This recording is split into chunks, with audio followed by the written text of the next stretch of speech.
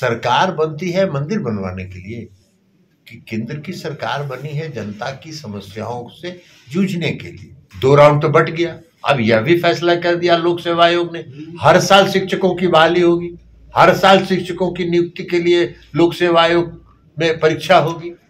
तो रोजगार का तो ये मतलब होता है ना। तो आप भी बताइएगा ना कि रोजगार के लिए आपने क्या किया। मंदिर पर वोट मांग रहे हैं। अरे मंदिर पर वोट थोड़ी मिलता है। अगर मंदिर पर वोट मिले तो हम सांसद हैं यहाँ की, हम एक मंदिर बना दें और उस पर कह दें कि भाई मंदिर बना दे लियो, वोट दे दो। आप तो देश के प्रधानमंत्री बनने के लिए वोट मांग रहे हैं, हम एक सांसद बनने के लिए वोट मांगते हैं। तो हम रोड बनवाते हैं, सड़क बनवाते हैं, बिजली लगवाते हैं, नली बनवाते हैं, गली बनवाते हैं, विकास का काम करते हैं, जनता से जाके कहते हैं कि भाई ये काम हमने किया 5 साल में, अब आगे अगर हमको मौका दीजिएगा तो हम ये काम करेंगे। तो ये ना तरीका है वोट मांगने का जी प्रजातंत्र में। और क्या है, मंदिर से वोट का क्या लेना देना है।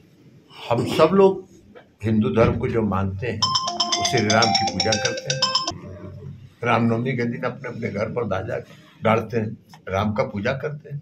तो आप भी राम का पूजा कीजिए, उसको वोट से क्या लेना देना है। सरकार बनती है मंदिर बनवाने के लिए कि केंद्र की सरकार बनी है जनता की समस्याओं से जूझने के लिए। और जनता की समस्या है आज महंगाई, आज है बेरोजगारी, आज है देश की अर्थव्यवस्था। तो उस पर ना जनता को बताइए कि रोजगार का जो वादा आपने किया कितना रोजगार दिया, महंगाई को नियंत्रित करने के लिए आप क्या कर रहे हैं। क्योंकि आप तो वोट मांगने जा रहे हैं ना, फिर 5 साल के लिए आप शासन करेंगे। तो 5 साल के लिए शासन करने के लिए जनता से रोजगार, महंगाई, इन सब चीजों पर ना बात करनी चाहिए कि हमने ये किया और आगे हम ये करेंगे। बिहार में नीतीश कुमार जी की सरकार है, रोजगार का वादा किया उन्होंने, रोजगार दिया कि नहीं दिया। लाखों लोगों को, देश में इतिहास है क्या कि लाखों लोगों को गांधी मैदान में से नियुक्ति पत्र बांटा जाए। 2 राउंड तो बट गया। अब यह भी फैसला कर दिया लोक सेवा आयोग ने, हर साल शिक्षकों की बहाली होगी, हर साल शिक्षकों की नियुक्ति के लिए लोक सेवा आयोग में परीक्षा होगी। तो रोजगार का तो ये मतलब होता है ना। तो आप भी बताइएगा ना कि रोजगार के लिए आपने क्या किया। आप ये बताइएगा ना कि भाई जो देश का निजीकरण आपने किया, हवाई अड्डा, रेलवे स्टेशन, पोर्ट, बंदरगाह, सब आपने निजी हाथों में दे दिया। सेना में बहाली को खत्म करके भी क्या कर रहे हैं, उसको अग्निवीर बना दिए 4 साल के लिए। तो ये सब रोजगार का आपका नजरिया है, तो ये सब बताना चाहिए। तो मंदिर पर वोट मांग रहे हैं। अरे मंदिर पर वोट थोड़ी मिलता है। अगर मंदिर पर वोट मिले तो हम सांसद हैं यहाँ की, हम एक मंदिर बना दें और उस पर कह दें कि भाई मंदिर बना दे लियो, वोट दे दो। अरे भाई हम भी वोट मांगते हैं, हम भी सांसद हैं। आप तो देश के प्रधानमंत्री बनने के लिए वोट मांग रहे हैं, हम एक सांसद बनने के लिए वोट मांगते हैं।